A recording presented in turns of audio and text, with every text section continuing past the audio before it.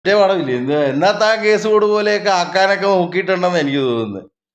ഓഹ് എനിക്ക് എനിക്ക് നല്ല തെറി പറയാൻ തോന്നുന്നുണ്ട്. പക്ഷെ എന്നാന്നറിയോ, എനിക്ക് ഈ ഫേസ്ബുക്ക് മോണിറ്ററൈസേഷനൊക്കെ ഉള്ളതുകൊണ്ട് ഇത് പറയാൻ പറ്റത്തില്ല. പിന്നെ മോണിറ്ററൈസേഷൻ കട്ടായി പോയി കഴിഞ്ഞാൽ പിന്നെ പണിയാകും. 10 പൈസ കിട്ടണമല്ലേ, വെറുതെ കളയണ്ടല്ലോ എന്ന് ഓർത്തിട്ടാ. ഞാൻ ഒരാളെയും റെഫർ ചെയ്യത്തില്ല.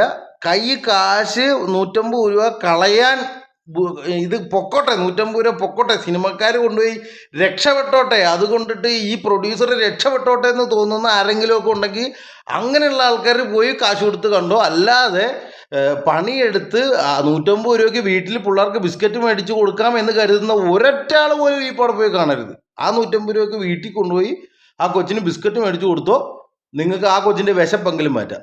ഇത് ലോട്ടറി എടുക്കുന്ന കാശിന് പോലും ഈ പടത്തിന്റെ ടിക്കറ്റ് എടുക്കരുത്. എന്റെ പൊന്നളിയാ, ശിവനേ.